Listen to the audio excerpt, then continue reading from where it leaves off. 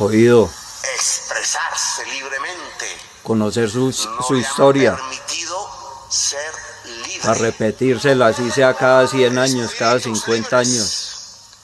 Cada vez que uno mira las páginas de la historia de Colombia, como bien recordaban aquí en el escrito, lo que encontramos es una feroz manipulación, una Y sangre, feroz concentración sangre de los del más pobres contenido y del poder comunicacional y del en pueblo élite que somos los más pequeña, pobres. muy adinerada. No se expresa el pueblo, se expresa los dueños del dinero, hablando a nombre del pueblo. Eso lo vemos desde el pasado, cuando usaban los campanarios de las iglesias y los sitios del rezo y las emisoras que en ese entonces habían, divididas por partidos políticos, y pregonaban a lo largo y ancho de Colombia que los liberales debían ser barridos a sangre y fuego, que no era pecado matar liberales.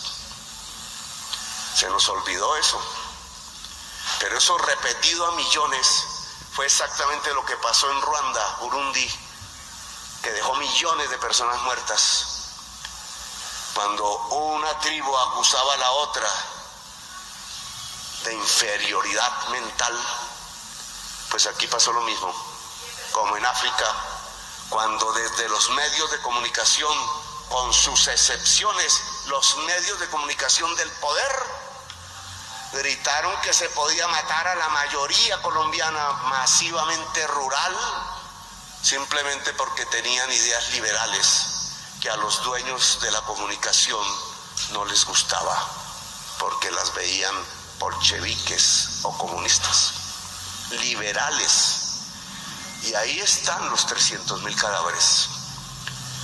Esos 300.000 cadáveres que cuentan de la violencia del siglo XX son cadáveres surgidos por la ausencia de comunicación social verdadera, de un pueblo que no se hablaba entre sí, sino que tenía que escuchar a quienes sí hablaban, y esos que sí hablaban eran los que querían el genocidio, los que querían barrer la democracia, los que querían acabar con la diversidad cultural y política del pueblo de Colombia. Y esa historia puede seguirse, se repetiría una y otra vez a lo largo para acá de los años. Claro que sí, cogieron los medios de comunicación y se las entregaron a los jefes de los dos partidos tradicionales. El que fuera presidente tenía noticiero, y ellos a través de la televisión del entonces en blanco y negro eran los que decían qué era lo bueno y qué era lo malo. El campesino no se podía expresar, el obrero no, la mujer no, la juventud es menos. No era la cultura popular la que podía salir, sino un tipo de cultura designada como tal por los dueños del poder. Y después, lo que tenemos hoy, la decisión a finales del siglo XX de entregar en los medios de comunicación ya no a los expresidentes de los partidos tradicionales. Alguna vez el M19 tuvo uno, AMPM, de ahí surgió Holman Morris y la señora Gurizati, qué paradoja. Ambos jovencísimos. AMPM le quería decir a sus periodistas y reporteros: sean libres, digan la verdad. Morris. Y lo cerraron. Cerraron a MPM porque era el noticiero de la rebeldía y de la verdad. De la verdad. No podían, a pesar de que era una media hora cada semana, los domingos creo, los sábados, no podían soportar el que se pudiera comunicar vía grandes medios. AMPM, déjalo ahí. Verdades, cuestionamientos, Canal de la verdad. rebeldías. Tenía que sonar una sola voz. La de lavar el cerebro hasta el día de la oligarquía. Como si fuera la verdad. Es la voz de los poderosos de Colombia. Ya no de los expresidentes. Hoy en día de los empresarios. Sino de los grandes Los capitales grandes del país. cacaos. Santo Domingo, los Ávila más Luna, corruptos, Luis Carlos Sarmiento. hoy en día dueños de los partidos, con disimulo, pero son los que Y entonces, ponen la plata ¿qué le espera para a una sociedad? colocar Esto los no es solo el gobernantes. problema de La Colombia, colocaban es o la mundial. colocan, pero Este ya es los el problema del gobernantes mundo. ya nadie ¿Qué le les espera cree. a una sociedad donde todo lo que se comunica Esta es una liberación del depende pueblo, de la que manera de estamos ver viviendo, de de los más hombres, pobres, porque de no hay los una sola campesinos, mujer, de los de los obreros, hombres de más los ricos estudiantes, de Colombia, las mujeres, de los que nuestros se hijos, han llevado de nuestros nietos. la tajada más poderosa y grande de la riqueza nacional. Un obrero no cabe ahí.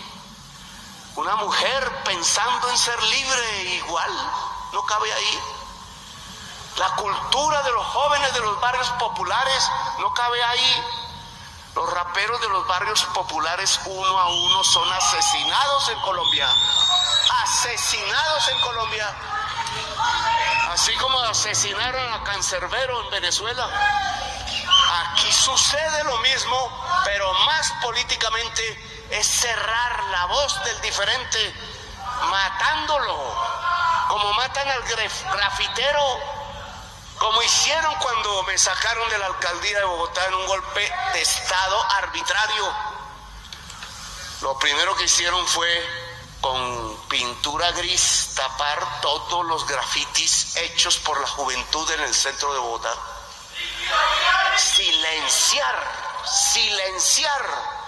¡Qué grosería! Era la orden de Pinochet, la hora del silencio para poder desatar la barbarie.